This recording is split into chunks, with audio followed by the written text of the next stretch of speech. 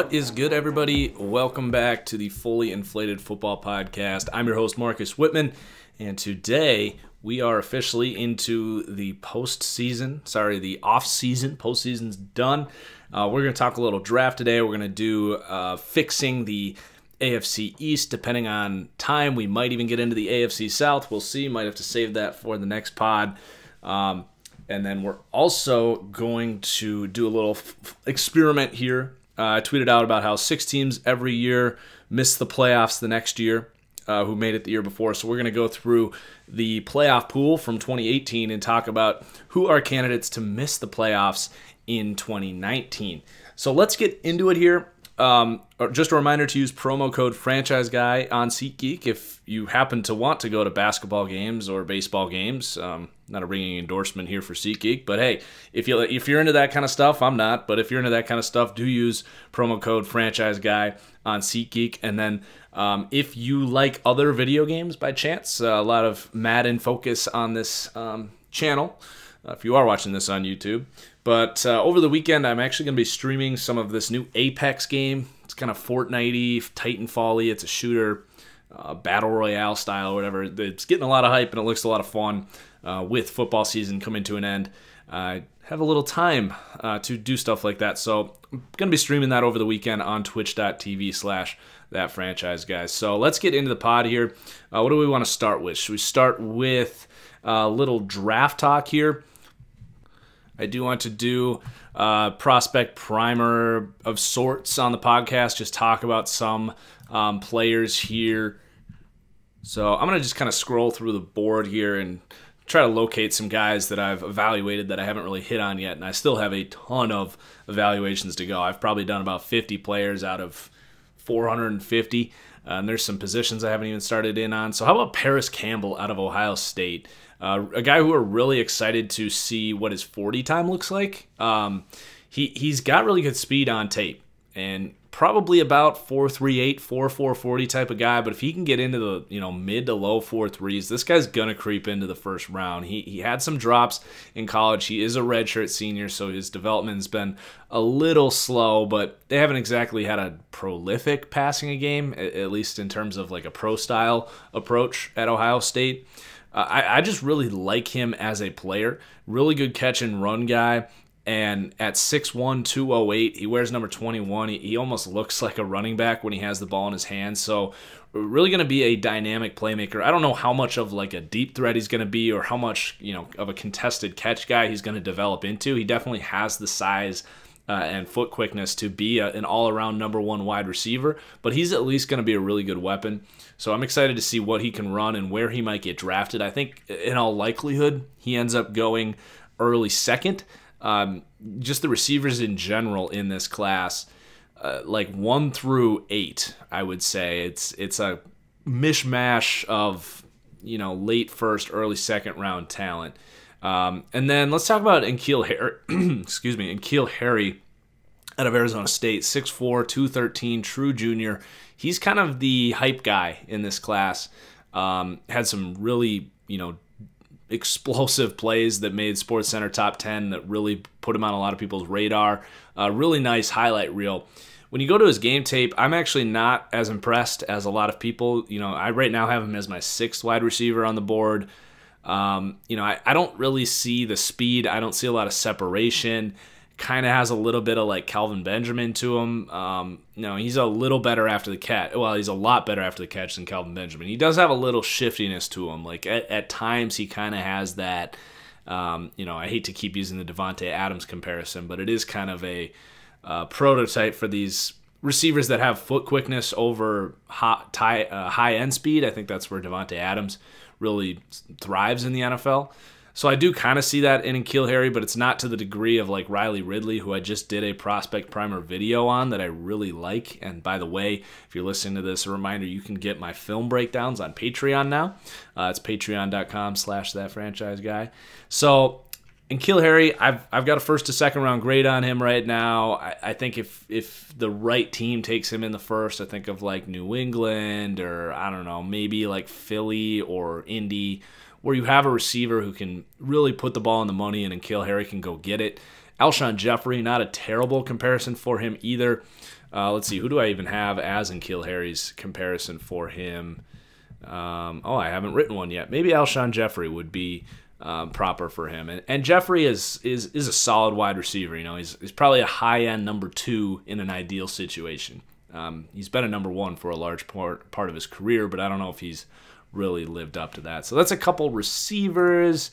Let's talk about Will Grier. I did just do a film breakdown on him on Patreon. I'm rising on him slowly. I've always had a first to a second round grade on him. That might creep up to just a straight up first round grade.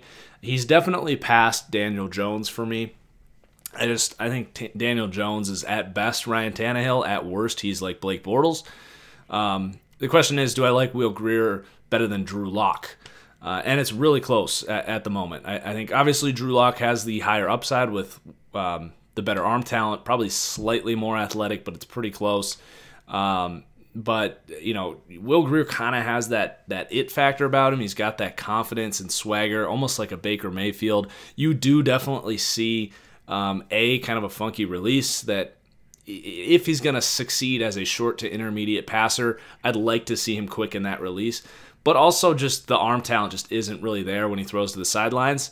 And I know I kind of said that about Baker as well, so I'm trying to be careful. But even more so with Will Grier, you can see when he's going back shoulders, when he's trying to throw deep outside the numbers, he really struggles and doesn't hit those throws very often. But he does have elite accuracy in not just the short to intermediate game, but throwing, frankly, deep over the middle. He has a really, really good feel for throwing deep over the middle field. Right now, Andy Dalton is my comparison for him. I don't think he really has the ceiling to be much more than that, but if you're like the Patriots at the end of the first round and you're looking for that guy who can play if anything happened to Tom, but will also develop, I think that could be a really good fit there. At the end of the first, Will Grier to the Patriots if he doesn't go before then. But I would not be taking Will Grier to come in and start and be my franchise quarterback right away. So let's pick one more player here. How about on the defensive line? We talked about Ed Oliver in my mock draft. Let's talk a little bit about Quinnen Williams, because I'm probably not going to do a prospect primer on some of these top 5-ish guys.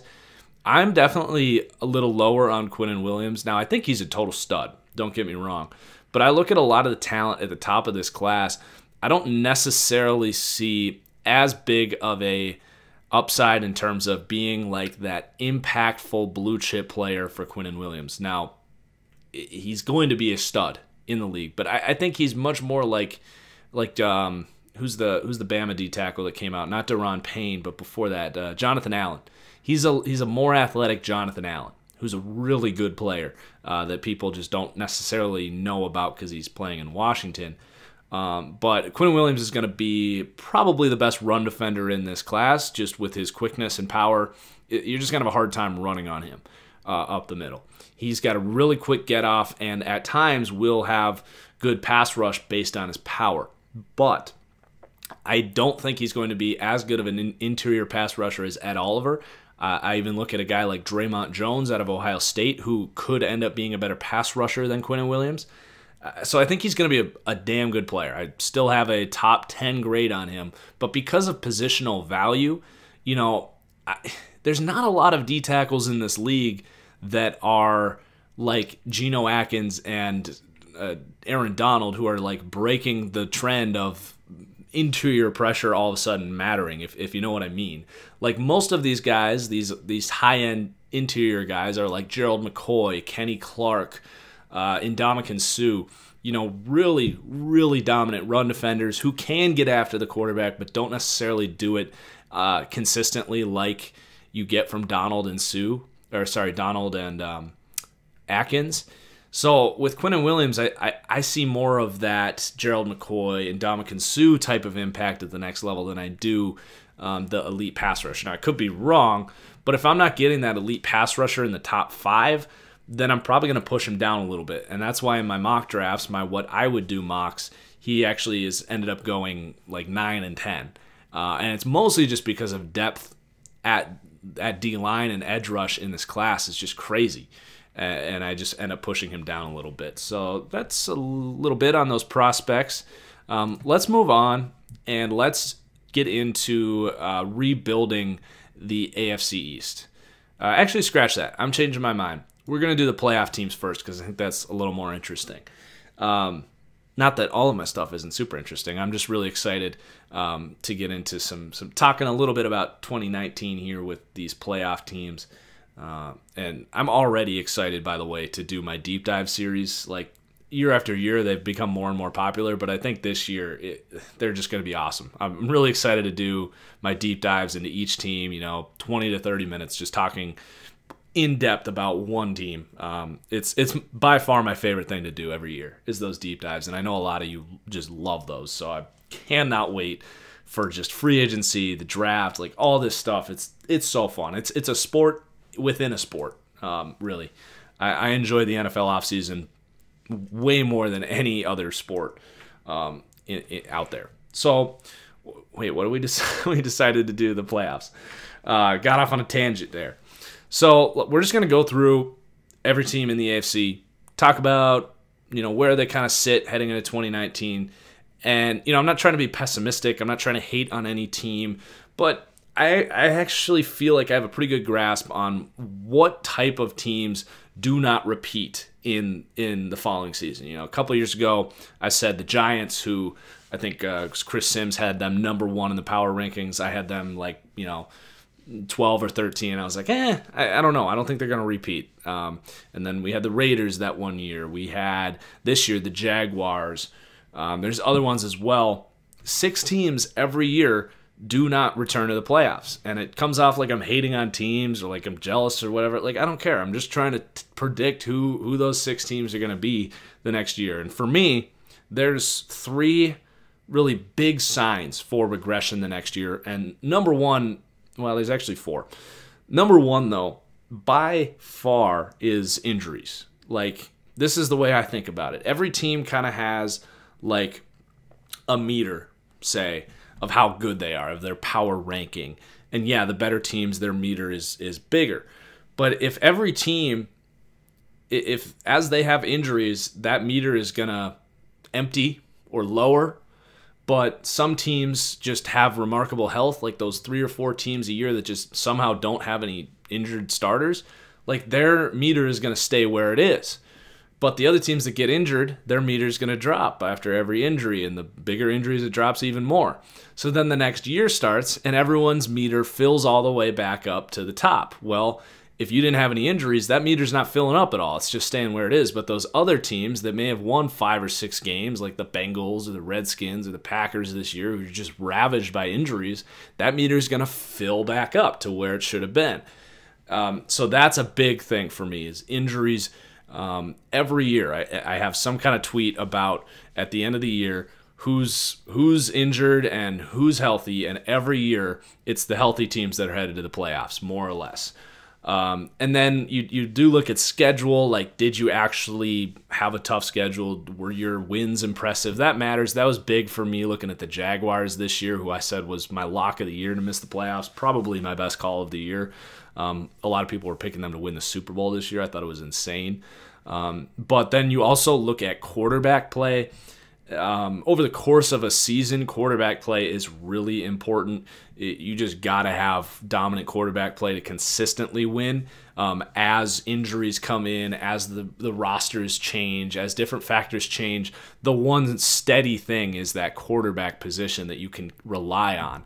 The Jags couldn't come back and lean on Blake Bortles when they started to get some injuries and their schedule got harder. And then the other thing is just kind of the status and state of their roster. Like, are they losing players? Do they have cap space? Do they have draft capital? Do they have room to really improve the state of their roster from this year to next year? Or is it actually going to go the other way? With a team like the Rams, I think, that we'll talk about here, who don't have any cap space, don't have a lot of draft picks, and they have a bunch of free agents coming up. Obviously that's going to be a drop-off for them. So those are all the big factors, and we'll continue to talk about that kind of stuff. But let's go through this one by one. So we're gonna really pinpoint 6 teams and say yes or no, are they in or out? And there's a whole offseason ahead of us. Don't hold me accountable to any of this stuff, because all this stuff is going to change. But as we sit right now, I'll say 6 in, 6 out. So starting with the New England Patriots, we'll start in the AFC. We're going in. even if Tom Brady retires, which I don't think he will, they're going to the playoffs. Like, the AFC East just isn't really ready right now to take over. Bill Belichick is just incredible. I think he is the GOAT. Like, I know he's not a player, but you take Bill Belichick off the Patriots this year, and I think, honestly, many of their Super Bowls in the past, just with his roster construction, with his understanding of defense, like, he's been in the league longer than if you combine Jared Goff and Sean McVay's age. He's almost been in the league longer than that. Like, he just knows so much about defense, about roster construction. I talked about the Jason McCourty trade and picking up Trent Brown. Like, those were critical pieces for that team this year, and they just magically got them by teams that were like, oh, we're going to cut this guy, and Bill Belichick's like, hold on. That contract is way too valuable in the league right now where salary cap matters so much. We're going to give you a 6th-round pick for McCourty. We'll give you a 3rd-round pick for Trent Brown. And then in the Super Bowl, McCourty makes like the biggest play of the game, and Trent Brown helps that offensive line hold the Rams to their lowest pressure rate of the season. Like, Bill Belichick does this every year. He just finds guys and puts together this incredible, underrated roster. He's the only guy that has full control of the team and full control of coaching the team and the roster. It's just amazing. They will be back in the playoffs next year. It's going to look different. Their team looks different every week. Their team will look much different next year. And I do think Tom Brady will be back. So the Patriots will be back in the playoffs. They'll probably be going to the Super Bowl again. Like, it's just ridiculous what this team is able to do. So then the Chiefs, yeah, they'll be back. Like, they're with Patrick Mahomes, with that offense.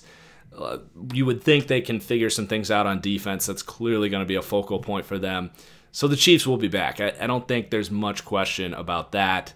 And then number 3 in the AFC was Houston, correct? Yep, Houston. So I'm iffy on them. I will actually put Houston in, but maybe as a wild card. I think the Colts will be pretty damn good next year. But you just have a good core there. I think Bill O'Brien's an underrated coach that gets a little too much criticism. I think Deshaun Watson, with a full offseason healthy and just really getting going here in that 3rd year, I think Deshaun Watson is going to take yet another step. I was really impressed with Watson in the second half of the year. Just his arm talent impressed me. His accuracy impressed me. He is more a pocket passer that can run. And just his arm strength in general really shocked me because coming out, there's a lot of questions about that. And then they have DeAndre Hopkins, who's probably the best offensive player that's not a quarterback in this league. He's not going anywhere. And they had some injuries. Like, they had some serious troubles at wide receiver. They don't really have a running back. You would think they can finally figure that out this offseason, get that offensive line a little better.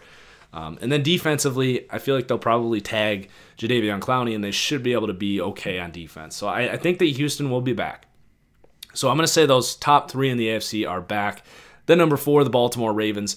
This is the first team I'm saying out. The biggest thing here is Lamar Jackson. Like, I don't trust him in an AFC North that's going to be better next year. Like, the Steelers should still be relevant. I think the Steelers were actually better than the Ravens. They just couldn't beat the crappy teams, so their record was worse. But the Steelers are better than the Ravens. I feel very confident saying that, even if Antonio Brown's gone.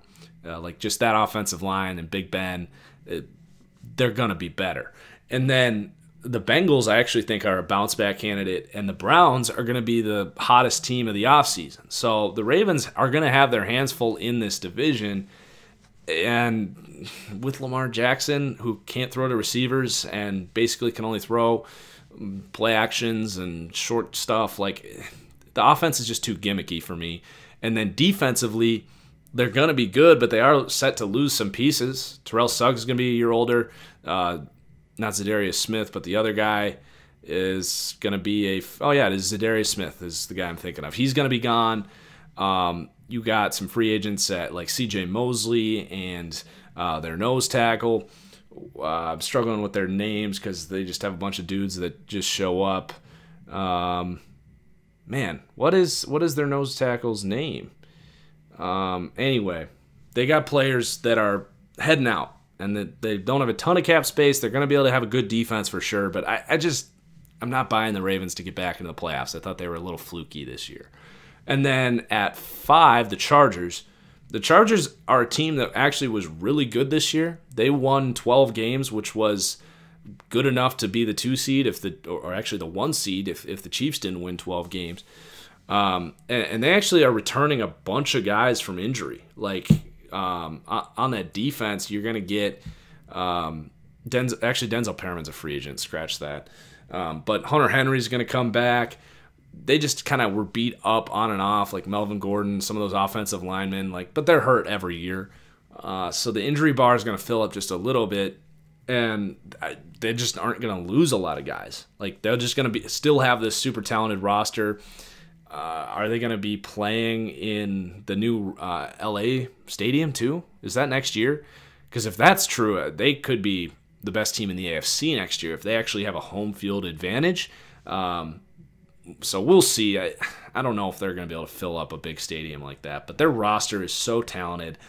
For them to get back in as a wild card after they won 12 games this year does not seem like too much of a stretch. And then the Colts, they are the team that has the biggest upside to take a big jump next year. Like they should not have been in the playoffs this year, at least in terms of like their trajectory. Most people weren't picking them to go in. But you got the quarterback, Andrew Luck. His arm's a little iffy, but he's still very aware in the pocket, still great at making reads. He can still make every throw. It just doesn't happen with quite as much zip as it once did. And I've kind of changed my tone on that after watching a little more. I kind of said he's back, but he's back, but he's lost a little bit, but he's still a damn good quarterback. And then defensively, they should actually be pretty good next year defensively. Darius Leonard, that D-line is pretty underrated, and then they should be able to add some pieces in the secondary. And Malik Hooker, by the way, is a total stud. He was out in that Chiefs game. I think that really hurt that defense in the same way that, maybe not quite to the degree, but when Earl Thomas gets hurt for Seattle, they have a hard time adjusting defensively. So the Colts will be back. I think they'll win that division. And then let's pivot over to the NFC side. So we have all but one on the AFC. So we're saying that 5 out of these 6 teams in the NFC are not coming back. So starting with the New Orleans Saints. And I'm actually going to say no, they do not come back. And this is going to be the crazy sounding one, just like the Jags were last year. But, man, they had such a heartbreaking loss for the second time in a row. It's hard to, overstate how much that means in a locker room when that happens 2 years in a row. They get so close, and then it's just ripped out of their hearts. But then you also look at the roster construction here. Well, for one, Drew Brees is not getting any younger, and he actually had a pretty difficult time throwing downfield this year, I thought.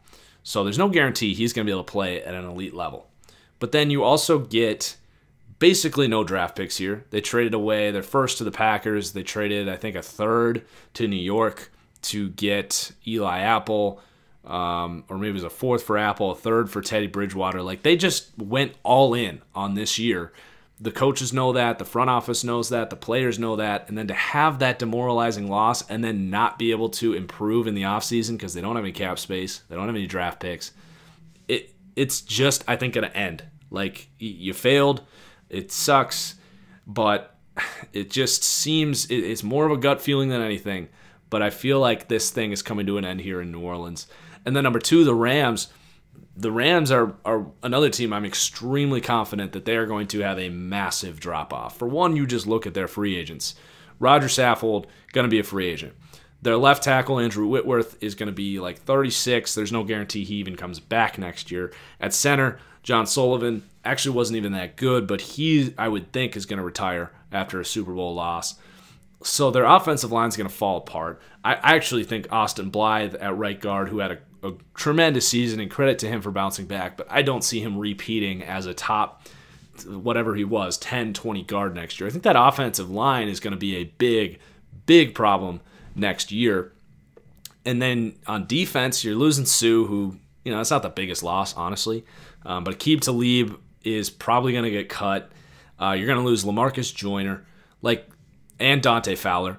That defense is not going to be as good as it was. You're going to have to rely so much more on Jared Goff. We saw how that is going to look in the Super Bowl, leaning on him. And Sean McVay is going to have to learn a new pitch, basically. Detroit kind of provided a blueprint in like week 15 for how to beat the Rams, and credit Matt Patricia for figuring this thing out. But you got to force them to pass the ball downfield. Don't bite on play action. Encourage them to run the ball. And when that happens, they don't get to move their pockets. They don't get to do these moving pockets where Jared Goff gets all day to throw and it throws the defense off, because when you don't care that they do that and you just drop back in coverage and dare them to beat you, then those plays kind of fall apart because they have nowhere to go with the football, and then Jared Goff has like half the field to work with. So those don't really work when you drop everyone into coverage and don't bite in the play action.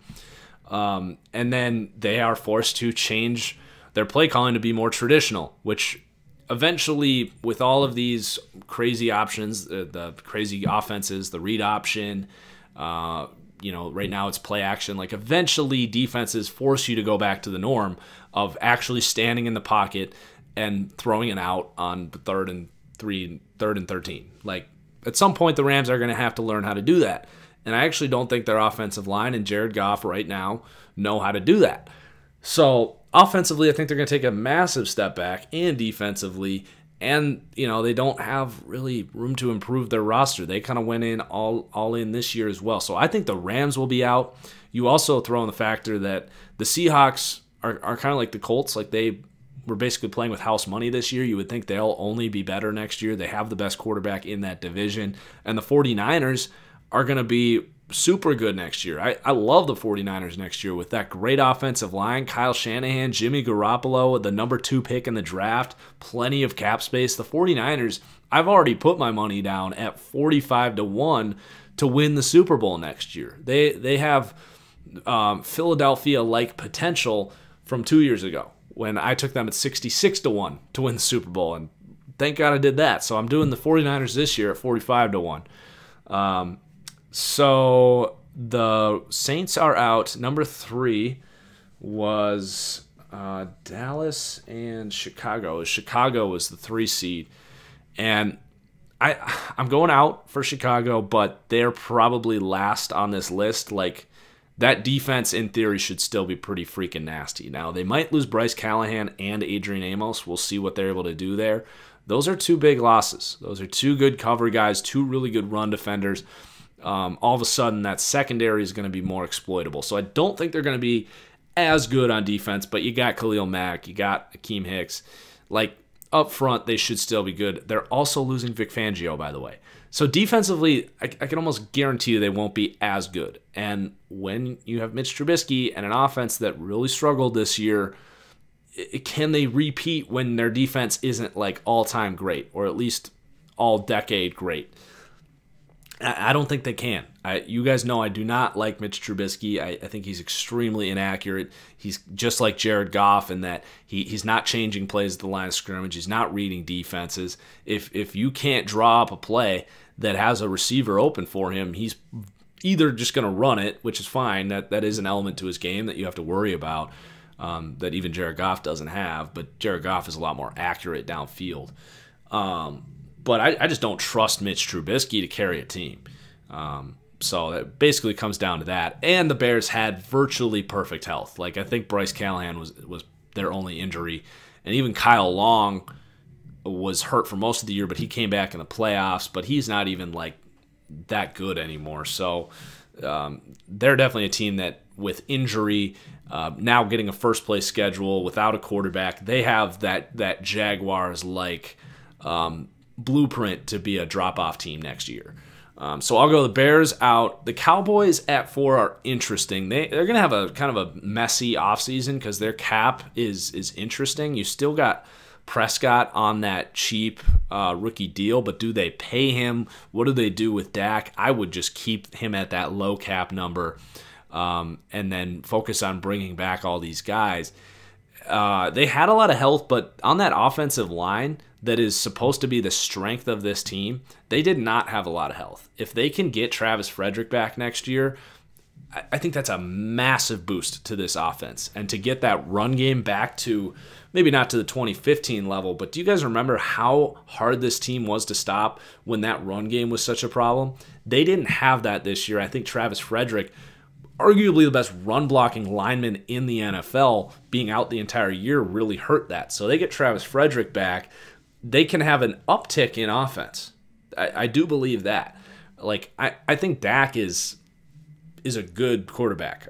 I like Dak to a degree. He's got his flaws, but he really can make some plays, and he's definitely someone that team buys into. So the offense can be better. And then defensively, why would they take a step back unless they all got hurt? They're going to get DeMarcus Lawrence back. I'm not worried about that. They'll just franchise tag him if they can't reach an agreement. But he's a top 5 edge rusher. You would think they can beef up that interior defensive line that I think is a bit of a problem right now. And then those linebackers, Jalen Smith and Leighton Vander Esch, with just another year together, like, those are just dominant linebackers. And that's how you play modern defense, is with those linebackers. And then in the secondary, they should be able to bring Byron Jones back. I think they have the cap room to do that. He's going to get just the bag, but he played great this year. They need to get some safeties, but there's really no reason that defense should be worse next year unless it gets hurt. If anything, it should be better. And I think Dallas is going to be a playoff team next year, though maybe as a wild card, because I think Philly, with a healthy Wentz all year, is probably still my favorite to win that division. And then the wild cards, who did we have? We had the Eagles, who we just mentioned. So let's talk about the Eagles. I know they were a 6th seed, but I'll go in for the Eagles. I think this Wentz talk, like, Twitter is so ridiculous, man. They are so quick to forget and freak out about things. Like, Carson Wentz is the franchise in Philadelphia. This idea that they're going to move on from him and keep Foles, like, just stop. The people in Philadelphia are not even thinking about this. They are exploring options to get rid of Foles' contract. They picked up the option. They're either going to cut him or trade him. It is going to be Carson Wentz. Carson Wentz is a top 10 quarterback in this league. You are kidding yourself if you think otherwise. You know, if you point to the win-loss with Foles when their defense actually was playing, with Nick Foles, by the way, or you want to say Wentz is a head case or that the players don't buy into him, like, are you serious? That's your argument? Any metric you look at, Carson Wentz is better, other than win-loss. But winning is not a quarterback stat. So Wentz will be back. He, I think, is going to prove a lot of people wrong next year. I'm not too worried about the back thing. Like, they basically said you're out because they thought they were out of the playoffs, and then they somehow got in. Like, whatever. Wentz is my dude. He is going to kill it next year. And then the defense should still be pretty good. Now, they are set to currently lose Brandon Graham, but you hopefully will get some of that back with Derek Barnett, who was injured this year in his 3rd season. He has potential to be not as good as Brandon Graham, but fill that void. They also took, was it a Sweat? Who did they take in the 4th round? Was a raw edge rusher that did not play this year, but he could get involved as well in that rotation. A lot of people were comparing him in that situation to Danielle Hunter. So they have still depth on that D-line. You still got Fletcher Cox, who's one of the best defensive players in the league. At linebacker, they are set to lose Jordan Hicks. I think they might try to retain him. He's really important to what they do in that scheme, that 4-3 Jim Schwartz scheme. And then in the secondary, they're going to have to address it, but that was just a disaster all year. And when they started to kind of figure it out a little bit with a bunch of nobodies at the end of the year, we saw how good that defense can be. So I do think they will improve at corner just by default because they had so many injuries. It was such a mess. And I do like Maddox, the player out of Pittsburgh, who really killed it for them as a slot defender. So the Eagles, I think, will be back in next year and will actually be a Super Bowl contender next year. Like, no one was taking them to win the Super Bowl this year, at least seriously. And then the last team is the Seahawks. So the Seahawks here, I'm going to go out for Seattle. And it's tough because I love Russell Wilson. But to me, think they were a little overrated this year. Like, it was a great season, and they definitely overachieved. Like, the offense is fine. The offense is basically running the ball and throwing deep, and that's probably going to be the plan next year. Russell is the best deep ball thrower in the league. He's incredibly mobile. I think the offense can even take a step up next year. But then defensively, you like to say, like, oh, they have all this young talent and they overachieved this year. They're only going to be better next year. I'm not entirely sure about that, because I look at that defense. Who on that team outside of Bobby Wagner are you looking at like, oh, they're going to take a big step up next year? It's a lot of guys who have kind of been in the league, like they've kind of peaked last year. We don't even know if Frank Clark is going to be back, who was their second best defender. Like Shaquille Griffin doesn't look like he's going to be an elite corner. He's a good player, but I don't know if he's ever going to get much better. Like the safety, McDougal's a nice player, but I don't think he's going to play any better than he did this year, which was lights out. Just across the board, it's like they should be good on defense, because the Seahawks, they have a great system in place in the leadership of Bobby Wagner, but this team is also remarkably healthy. And with the 49ers coming back, I don't know, man. I think they'll be close. I think they'll win 9 or 10 games. Is that enough to get in? I don't know. But I don't look at the Seahawks as a team that like the Colts, are going to take this big step forward next year and just be, a Super Bowl contending team. I think they'll still be really good. But I'm going to go Seahawks out. So of the 12, we had the Ravens out. We had the Saints, the Bears, and the Rams out. We had the Seahawks out. And did we miss one? Did we put 7 in? Did I screw up? I'm not going to hang on this. It was those 5 and somebody else maybe. But regardless, we covered that. Let's move on and talk about rebuilding the AFC East. So this is going to be fun. We rebuilt the AFC North last. Apparently my cap spaces are off, but I'm double checking this, and it's estimated cap space. So according to Spotrac.com, 2019, I know some fans were salty because I said your team had less space. You might be assuming cuts that I'm not, which is fine. We're just looking at ballpark cap space for free agencies. So let's start with the easy one, the New England Patriots. Not a whole lot of work to do here. Let's take a look at their free agents here for 2019. So you got Jason McCourty, Philip Dorsett, Malcolm Brown. This is the Patriots every year. Josh Gordon, Trey Flowers is a big one. Like, they lose players every year, and then Bill Belichick just magically replaces them. I think Trent Brown, too. Yeah, Trent Brown, the left tackle, who they're going to replace with their first-round pick out of Georgia. So they have some players. I would definitely try to retain Trey Flowers. He was really important for what they did this year. He's a perfect fit in that scheme. He plays great run defense, can rush the passer.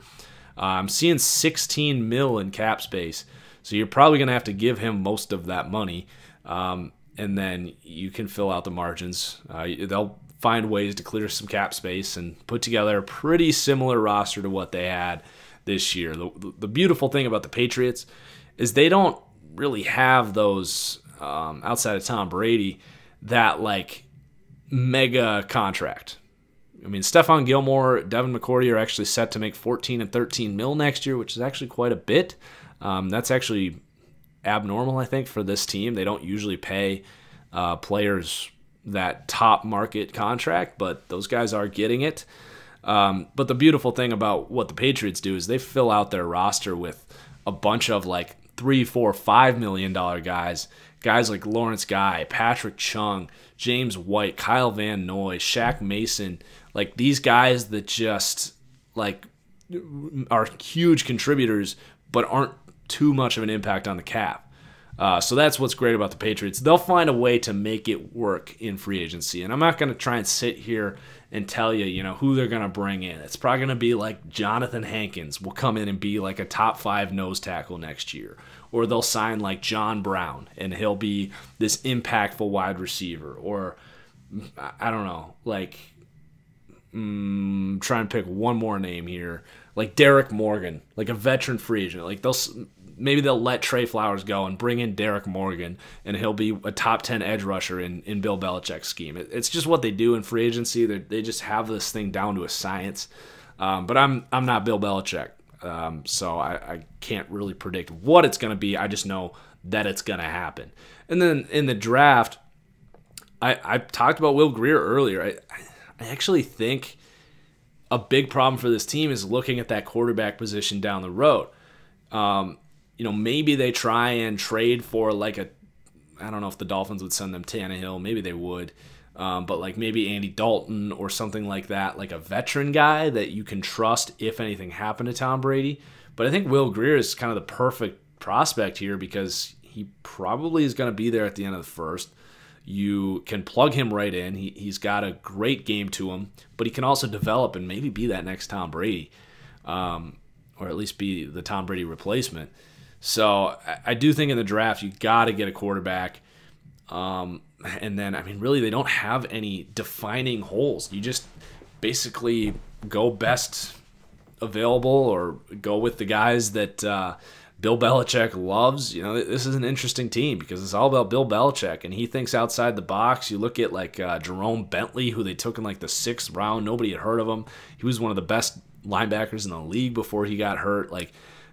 The Patriots are just going to be fine. There is no fixing this team. So let's move on and talk about the Buffalo Bills. So this team's really interesting.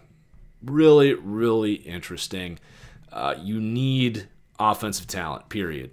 This was in the conversation with Arizona for the worst surrounding core in the NFL. And a lot of credit to Josh Allen and this coaching staff for making some nice things happen here in Buffalo, because at times this offense was actually, not going to say humming, but maybe clicking. So you picked 9th in the draft. Defensively, you are set to lose some pieces. I'm waiting on this thing to load up here. You lost Kyle Williams. Actually, it's not as bad as I thought. Eddie Yarborough was a starter for them. Jordan Phillips, whatever. They actually are returning most of their team. For some reason, I was thinking that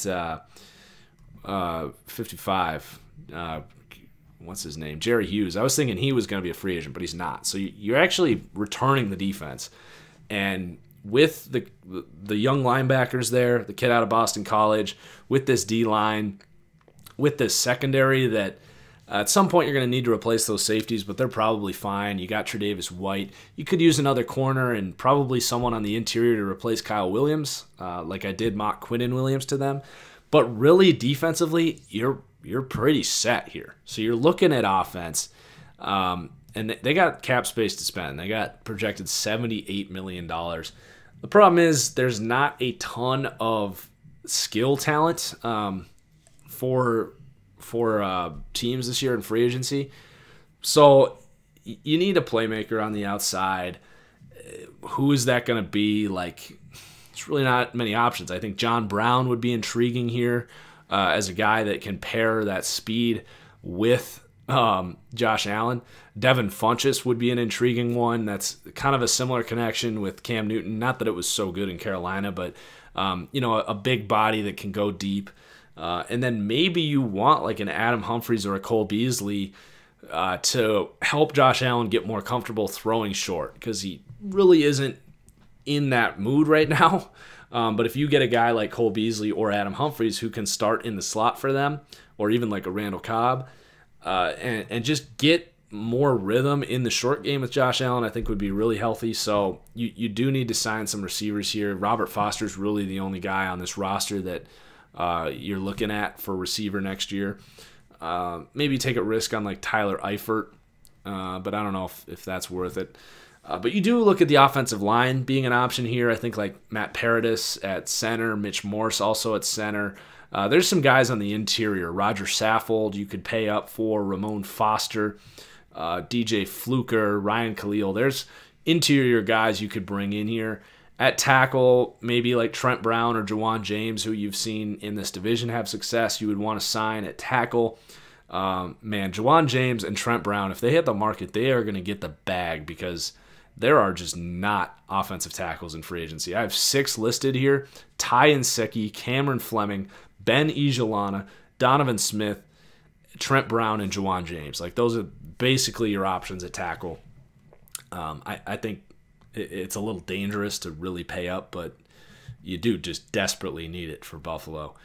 So the draft is where it gets really interesting for them. And let's see, they have all their draft picks, it looks like, so I was thinking they may have traded them to get Josh Allen. But it looks like they just gave up all of their picks last year. So they do pick 9th, they pick 40th, 74. So I definitely think at 9, you're either going to get an elite defensive talent and just help this defense be even better, which is only going to help Josh Allen. But if say all of those top guys are gone, I would look to trade down. If Jonah Williams fell to you at 9, you grab him in a heartbeat. But I would maybe trade down if you're Buffalo. Just take a tackle in the late teens. There's a collection of guys that are going to be there. So you get a tackle, and then with that second pick, we mentioned earlier, there is a absolute cluster of wide receivers that are going to be first to second round picks. You're going to be able to get a really good receiver at pick 40, whether it's Paris Campbell or N'Keal Harry or Riley Ridley. Like, you're going to be able to get one of those guys and make a big impact. And then as the draft goes on, I'm looking at running backs, wide receivers, offensive line. I'm going to trust the coaching staff and the core on defense to figure this thing out without many rookies. Maybe you take a corner in there. But I am just throwing darts at skill players and offensive linemen to try and help this team.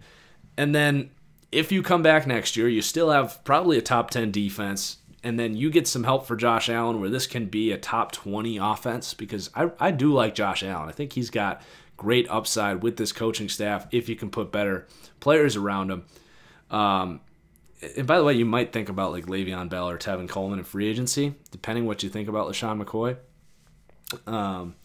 But anyway, if you can put some help around him, this could be a playoff team next year. I think if anyone in the AFC East has a legitimate chance at knocking off the Patriots next year, I think it's the Bills, but you're probably just talking about wild cards.